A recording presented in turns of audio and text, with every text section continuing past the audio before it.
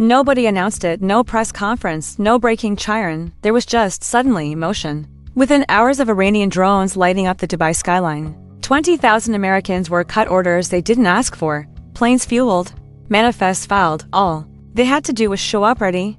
40,000 US personnel, 7 countries, Qatar, Bahrain, Kuwait, the UAE, Saudi Arabia, Jordan, Iraq. One message, no words needed. At the center of all of it, the Strait of Hormuz, 21 miles wide at its narrowest. 20% of the world's oil passes through it every single day. This deployment isn't just about troops, it's about that strait. You notice the quiet first. Not peaceful, purposeful. Every sound in this hangar is load-bearing. A sergeant walks the line. No words. Hands that have done this so many times they know what to look for before the eyes do. In the corner, a young soldier paints his face, not for a camera, not for anyone watching, slowly, methodically, the way you might say a prayer. Somewhere across the floor, a man pulls out his phone, doesn't unlock it, doesn't dial, just holds it, then slides it back into his pocket.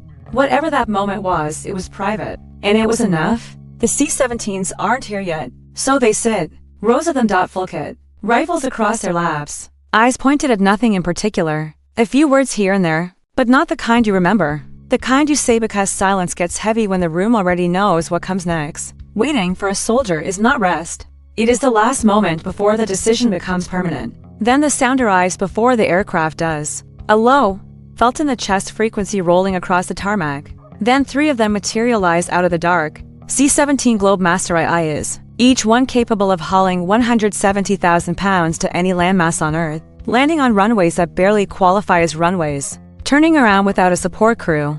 This aircraft was the first military transport ever built with fully digital, fly-by-wire controls. On August 15, 2021, one C-17 carried 123 people out of Kabul, a single flight, the largest single aircraft evacuation in history. Tonight it arrives to do something quieter, but no less consequential. There is no signal. The soldiers simply know. They rise. They move across the tarmac in a single line. Rifles down. Heads forward. They board quietly. No one looks back. Up front, two pilots run through a checklist that takes no notice of who they are. Fuel loads, flight plans, Atlantic weather. Women make up just over 6% of all U.S. Air Force pilots, roughly 750 out of 13,000. In the C-17 community, closer to 5. Tonight, 2 of them are flying toward Al Udeid. Behind them, the loadmaster walks the hold, checking every strap, every chain, every tie-down point. She signed off on this load, her responsibility until the ramp opens on the other side. Green light. The engines roar. The C-17 rolls. For the soldiers in back, no window, just the vibration of the airframe, and the knowledge that the ground beneath them is about to change forever. Descent. A runway materializing from white heat hangars, and beyond them, nothing. Desert. Flat. Infinite. Al Udeid Air Base. Qatar, the largest U.S. military installation in the Middle East. 10,000 personnel. 200 miles from the Strait of Hormuz. This is not a staging post. This is the hub. Wheels down. Ramp opens. They walk off into dust and heat in a sky that doesn't look like home. A sergeant points. They move. They are already just part of the machine. But the ramp isn't done. At the rear, an AH-6 for Apache Guardian is extracted, folded for transport, rotors swept back along its fuselage like a fist that hasn't opened yet. 16 Hellfire missiles, 76 rockets, a 30mm chain gun firing 600 rounds per minute, over 5.3 million total flight hours, 1.3 million of those in direct combat.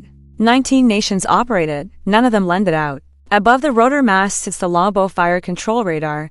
It tracks 128 targets simultaneously, ranks them by threat, cues weapons, all while the helicopter stays hidden behind terrain.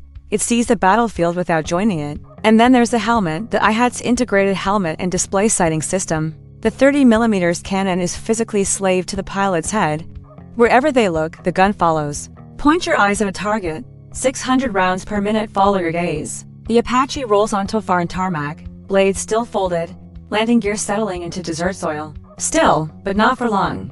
In 2024, AH-6 for Isachi 13 drone kills out of 14 engagements. No modifications, no new systems, just the machine doing what it was always capable of. Applied to a new war. Iranian fast boats swarm in numbers. Their drones fly low and cheap.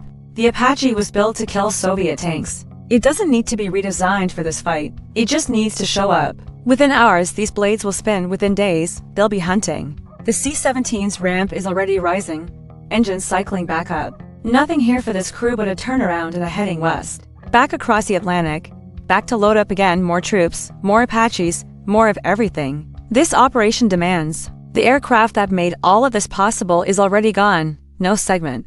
No footage of them landing home. Most of the crew women, none of them asking for the coverage. The Apaches will get the airtime, the strikes when they come. Will lead every broadcast. But not one soldier, not one helicopter, not a single Hellfire missile reaches that tarmac without someone flying it there. Through the night, across the ocean. On a schedule so tight there is no room for anything other than getting it right. They are not the story anyone is telling. They are the reason any story is possible at all. The next rotation is already being planned. No one has said stop yet. And if you ask this crew, they won't be the ones to